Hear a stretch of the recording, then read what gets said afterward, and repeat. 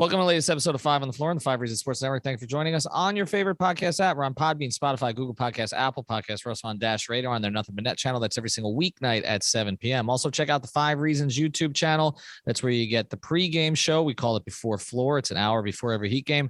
And also the postgame show. We call it Post Up on 5R. Royal Shepherd is the host. And right now there are a whole lot of people watching it as we speak. So you can catch up with that after you finish this, if that's the order that you want to do it. Also, check out 5reasonsports.com. Make sure you spell that out. Brady Hawk, who's with me here tonight at the arena, has already posted takeaways. You can find those on the site.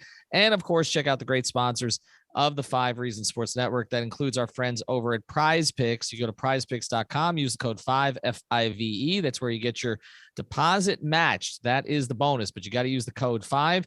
You can play just about anything on there, any sport. World Series coming up here between the Astros and the Braves. You can play that if you don't really care about either team. At least you can get in on the action. Also, you can play MLS. You can play golf. You can play NBA, NFL, anything at prizepicks.com. You can pair players, athletes from different sports. You can go 2, 3, 4, 5 players. You can go power play. You can go flex play. This is a whole lot easier than it sounds. Just go onto the app, deposit $20 using the code 5 F-I-V-E, and they'll give you $20 to play with. So again, it's prizepicks.com, the code F-I-V-E, the official daily fantasy partner of the 5 Reasons Sports Network. And now, tonight's episode. Down to Biscayne. Yeah. 5 on the floor, ride for my dogs. Where here's the thing, you can check the score. Hustle hard, couple scars, wearing bubble frogs. Just like Butler said, you in trouble, y'all. Kept the floor playing, got it all band. Y'all seen the block, stop with one hand. And Pat we trust, it's power, have the guts. We're here to bring the heat, y'all can hang it up. Welcome to 5 on the Floor, a daily insider show on the Miami Heat and the NBA, featuring Ethan Skolnick, Greg Sylvander, and Alex Toledo, plus others from the 5 Reasons Sports Network. Alrighty, this is Skolnick back on 5 on the Floor. Here's tonight's floor plan. I got Brady Hawk with me. Actually covered his first regular season game here at the arena. So we were up in section 106, got a chance to see the action live. We got Greg Sylvander back home. Alex Toledo was on the Zooms tonight. He'll be back with us in the next couple of days. He took a little bit of an unfortunate basketball injury incident where his face is all bleeped up. So we gave Alex the night off tonight. The Magic lose to the Heat tonight. The Heat go to 2-1 on the season, bounce back from the loss in Indiana. Of course, the news tonight was Kyle Lowry returns to the starting lineup. He did make an impact. He was at, I think 7 assists early in this game. He got everybody else involved, but Jimmy Butler, the real bounce back performance tonight, 36 points after really struggling against Indiana. Greg, as you noted, I kind of called it out on the pod a little bit. This is what I wanted to see tonight, was the Jimmy bounce back game. We got it. We also got a really good performance from Markieff Morris. So we're going to talk about that a little bit later on the pod. And I think an important developmental game from Tyler Herro, which we're also going to discuss, although he did not have a big scoring night. He actually led the Heat in plus minus tonight, had 9 assists, 5 rebounds, and ended up with 13 points after starting slowly. But Greg, and we'll go to Brady here sitting next to me in a second, the Jimmy performance tonight, it's just the Magic. This is a team that's probably going to lose 60 games, but you wanted to see it. I wanted to see it. I wanted to see, could he still do this? And his efficiency was incredible tonight. Didn't even get to the line very much, but kept getting to the rim over and over and over. And caught an alley-oop for a dunk. That's not a Jimmy Butler normal thing. I mean, I feel 15 of 21 is just super sharp. Didn't miss a free throw. 5 steals. He was just locked in, stupidly locked in, as he should probably never say again. But Jimmy was awesome. So, I guess either he listens to 5 on the Floor and he particularly was looking to shut you up, Ethan, or, truthfully, it's just no matter the opponent. You referenced Orlando, and it's funny how we think of them as the random scrub Heat killers, and they didn't have a ton of that going on tonight.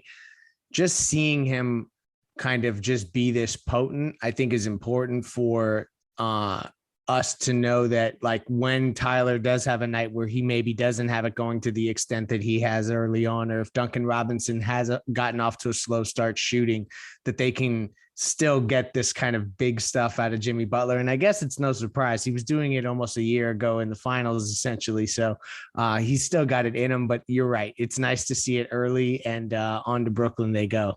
Yeah, on in Brooklyn they go, and there aren't going to be a whole lot of games like this, Brady. I mean, we've talked about the early season schedule. It's brutal.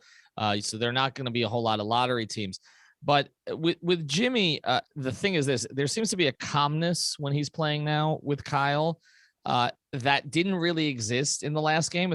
He almost seemed a little panicked that Kyle was not out there with him, and it was like, okay, how do I readjust to doing what I did before?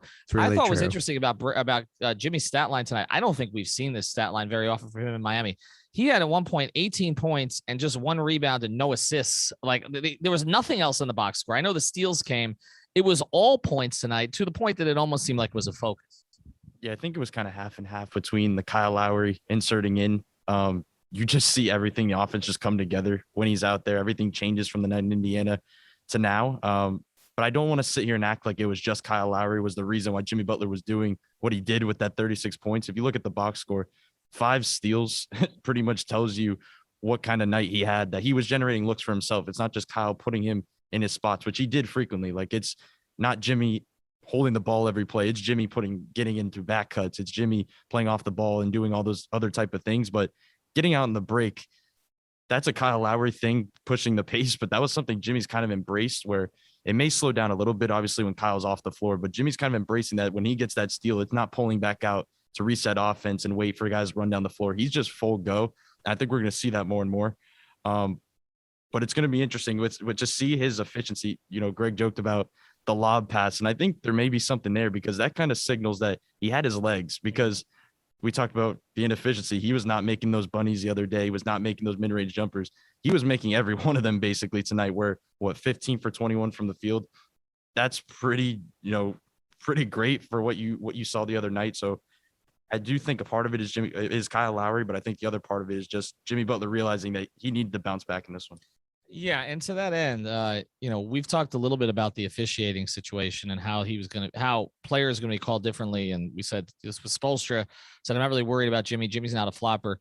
I think, Brady, there were at least 3 times, though, that Jimmy gave the officials the death stare tonight.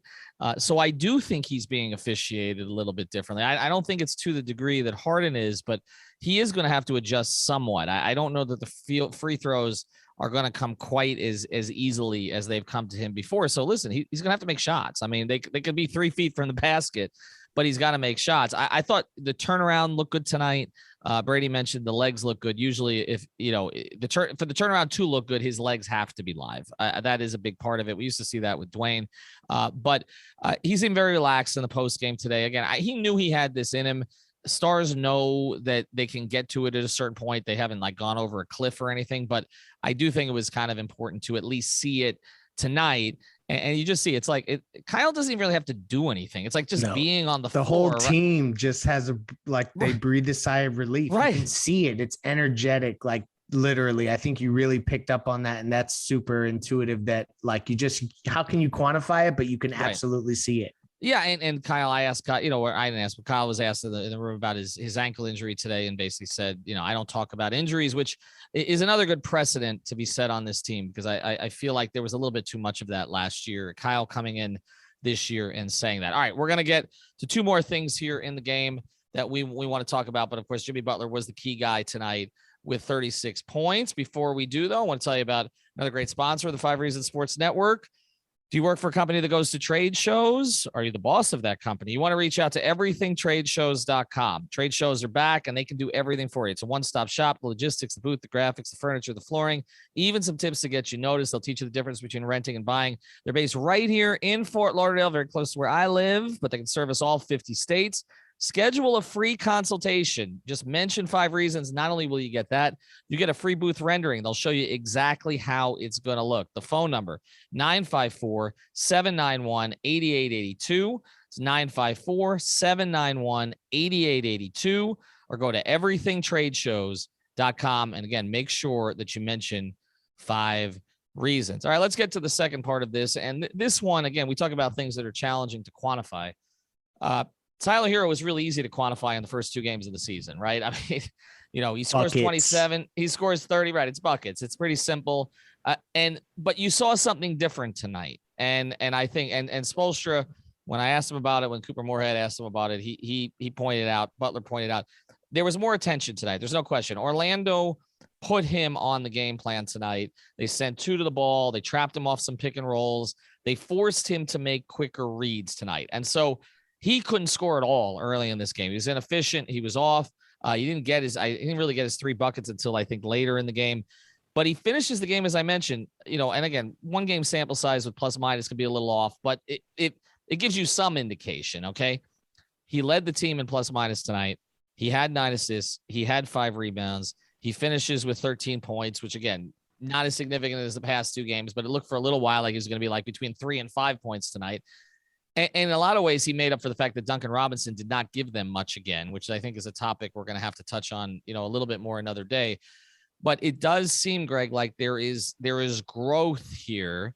Not that he's a true point guard, but maybe some of the things that they worked on with him last year when they kind of forced him into that position are helping now. And it does seem like the game has slowed for him enough that he's seeing the second defender coming. He's making the right read. Made a great pass to Morris. I thought in particular, a couple of the drop passes were really nice. Found Jimmy a couple of times, which is, again, is a connection that we want to see. But I actually thought this went from a game that looked like it was going to be, Tyler's, regressing again. This was a C-D game. So a game that ends up being like a B game for him, even though the scoring was not great.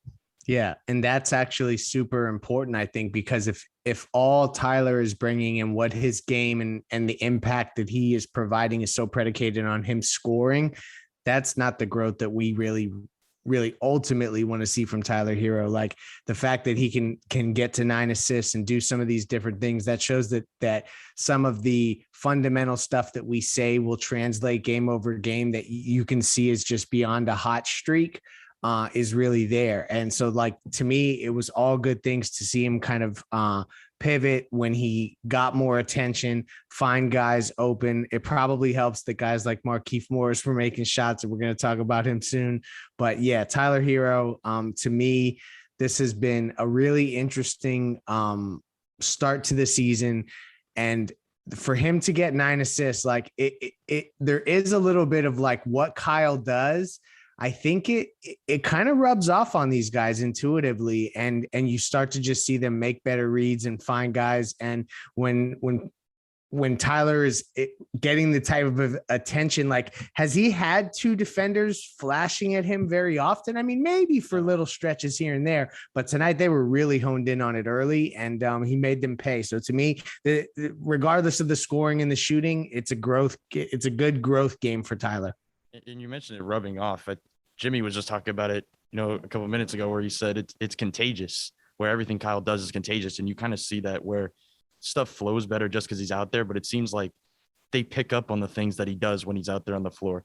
I think one of the interesting things with Herro seeing these doubles, like he saw the doubles in Indiana, but the reason he saw them was because he was rolling early. They had to change it up and they had to put 2 guys on him. This time it's Tyler Herro entering the game, and they're basically not wasting any time for him to get any points. They're putting a double on him immediately, blitzing pick and rolls, putting the big man hedging. Like, this is just a different type of thing where you're seeing him getting at the top of the scouting report, where they're not even worried about Jimmy and Bam on the floor, because that one was when Kyle went off and it was Tyler, Jimmy, and Bam. They were just totally focused on him, that it led to some easy buckets for Jimmy and Bam. And that's why you saw, I think they combined Bam and Jimmy for 34 points in the first half. That's what's going to happen if you keep doubling Tyler like that, and he's making the right read in that way. And you mentioned kind of sending that second, you're kind of reading that second help defender. It's not as much as last year where he had to try to force passes. Now it's him just reacting to a defense, which is something he's probably done his entire life since high school, because he saw doubles and triples probably in high school. When you look back at those games, it's just now it's about finding the open man. And when you have the other guys out there, it's not full bench lineups. When you're sitting there with Kyle Lowry, Jimmy Butler, and Bam, it seems like it's pretty easy for him now. Yeah, no doubt about it. And I actually wish we had been able to talk to Tyler tonight, because kind of the way, just for people who don't understand how the media is working, and they're making the best of it here with the Heat, but the locker rooms are not open. So essentially they're kind of choosing the 3 players. They brought out Lowry, Bam, and Jimmy tonight. And it looks like that's the way it's going to be, sort of during this kind of still in COVID season here. So there'll be opportunities to talk to Tyler about it. But I did think the fact that you had Bam say, the young fella's growing, and, Jimmy directly addressing it. And I put it up on the 5 Reasons Twitter account, directly addressing kind of, Tyler's growth in this area, and which is important, because scorers Scorers don't get easy looks once they become scorers in the NBA. That's the way that this works. Okay. You get put on the scouting report. And I do think, and I don't know that we'll talk about Duncan a ton tonight. He made a three to make his stat line look a little bit better. But at one point, the Heat were 2 of 16 from three, and a lot of that was Duncan. I do think that the way that Tyler is forcing defenses to react to him ultimately may be sort of a pressure release valve off of Duncan, because we've seen this happen with Duncan the past couple of years where he's been on the scouting report. His gravity is the one that's affecting everybody else. Now it seems to be Tyler's energy that's affecting the defense. It's sort of, they don't want him to get going, okay, because they know once he gets going, it feeds on itself, particularly here, okay, particularly in this building, because he feeds off this crowd. So it's like they seem less concerned with Duncan tonight. He was getting some looks. They seem less concerned with Duncan and more concerned with Herro.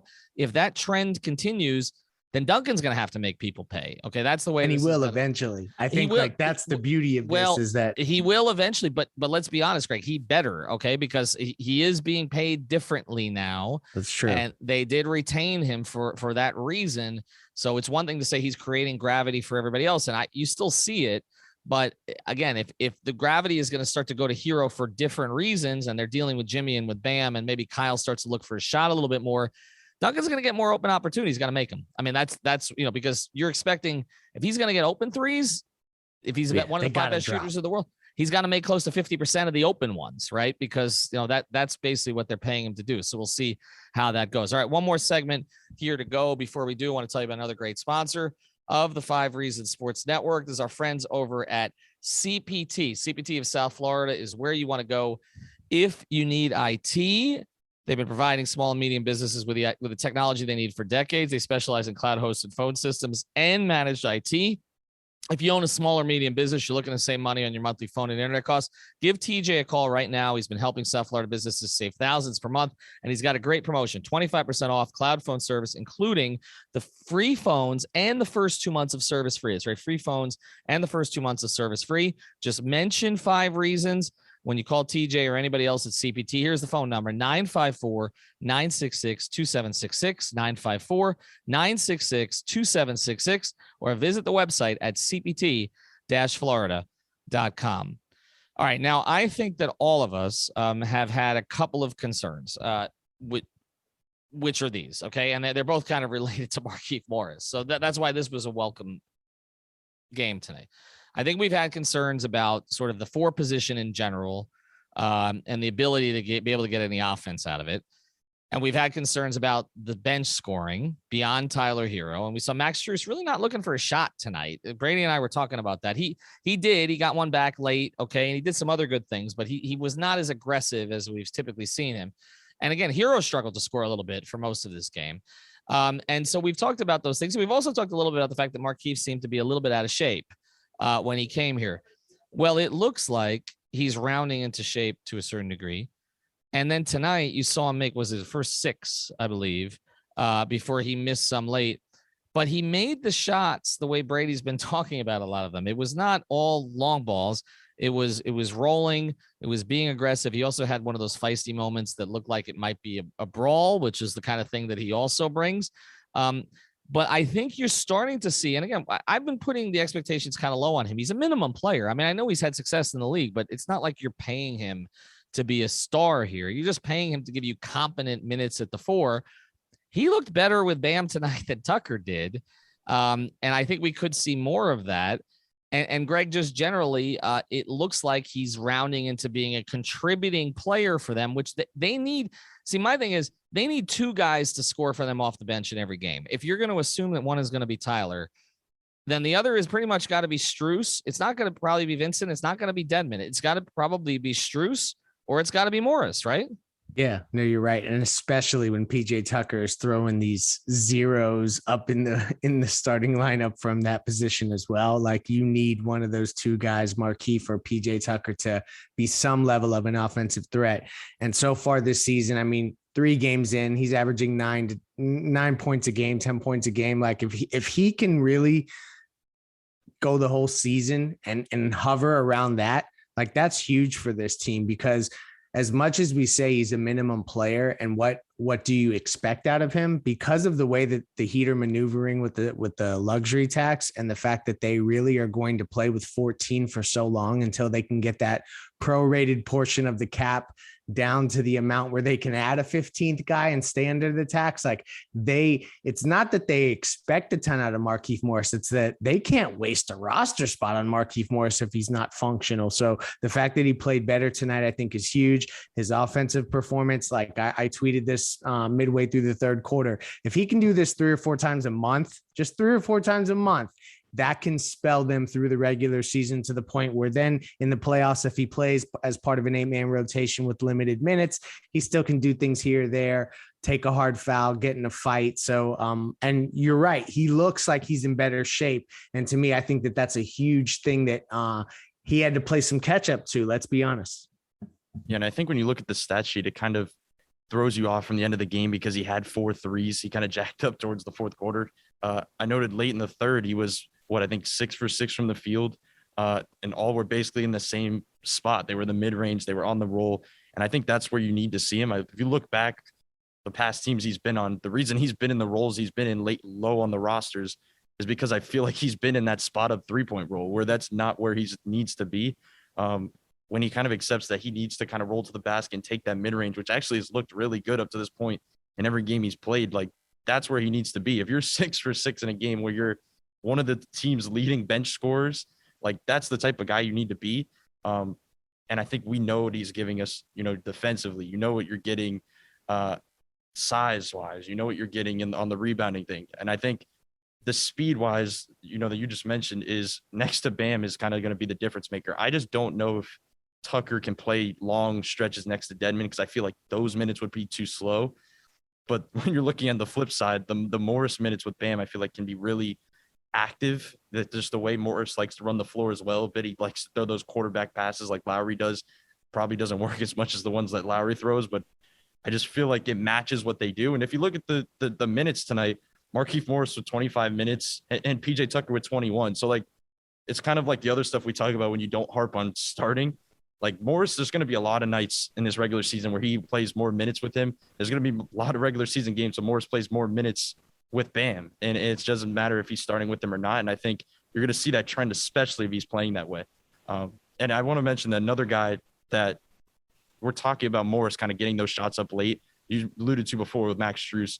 I think we kind of get lost in the shots he throws up late. If we see the shot attempts jump up, if you think back to these past games, even in preseason, he gets shots up late in the fourth. Like he's out there for those last 8 minutes, even when a game gets out of hand, and he gets shots up. Tonight, there was, I think, late in the third, we noted it was 1 3-point attempt. And then he got another try late in the third. He had a wide open corner 3, passed it to Herro. Herro throws it right back to him, and he made it. He needs to take that the first time. Like his goal, when I talked to him after that one practice, he said the goal that his role is going to be getting the ball to Tyler Herro. I think that may be a little too literal, that he needs to worry about his own shots. Like you mentioned, if they're going to need that second score off the bench, it's most likely going to be him over Morris, and shot attempts is going to be the way to go. Much like Duncan did early on. It wasn't about makes. It was just about getting the ball up, and he's not seeing any type of pressure that Duncan saw early on. So if he just does that, then I feel like the bench will just kind of come back to the.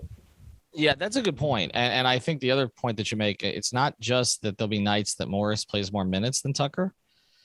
I think there are nights Tucker's just not going to play. I think that as the season goes on, there are going to be nights where just give PJ a night off. And I do think in that case, Greg, I think Spoelstra will get away from the philosophy of keeping the bench and put Markieff in the starting lineup. Agreed. And let him play next to Bam, right? Like I feel like they want it. It's different than with Kyle. Exactly. Like with Kyle, okay. I mean, for now and we saw it tonight, no Gabe Vincent, right? Like, and so, they've decided basically that in the nights that Lowry and Herro are both healthy, that they're going to handle those responsibilities. That Gabe's probably not going to play, but Gabe may still start some of those games that Lowry doesn't play. But I think with Markieff, I think even though he's a core bench guy, I do think he's going to start games that Tucker doesn't play. And I think Yurtseven will maybe fill in there, or maybe KZ against the team that, they just want a little bit more length defensively. But I do think that getting Bam and Morris together more, I tried to kind of push Bam on it a little after the game. I asked him, the differences between playing with the two of them, and he didn't really give didn't me bite. a whole lot. Yeah. But I think there is a difference. I mean, one of them has been a scorer in the league. Like Markieff Morris has scored in this league. PJ Tucker is not, okay? But PJ gives you other things that Markieff is not going to give you consistently. So there is a role for both. But I think kind of what we've come to is if Markieff can get in shape, and you hit on this in a tweet, it is his role in, even though he's an older guy, he's not as old as PJ, is to kind of get them through the regular season, by providing some scoring. And then maybe, I'm not necessarily expecting Akpala, but maybe Yurtsevin develops, maybe they go with some different lives, and they haven't, maybe Caleb Martin gets a little bit more of a role. There's other possibilities for them.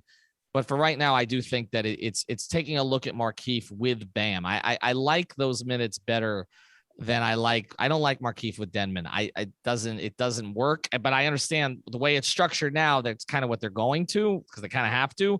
But I would expect Markieff's going to get some starts. I wouldn't be surprised at all if Markieff gets 15 or more starts this season, just because PJ is out. All right, we're going to close there because we've done quite a bit from here tonight. Make sure you check out all of our content. Also, of course, our sponsors, cpt-florida.com, everythingtradeshows.com, and of course, prizepicks.com. For that one, make sure you're using that code 5. Have a good night. Terrence Ross was scoreless, 0 of 7. Thank you for listening to the 5 on the Floor on the 5 Regional Sports Network.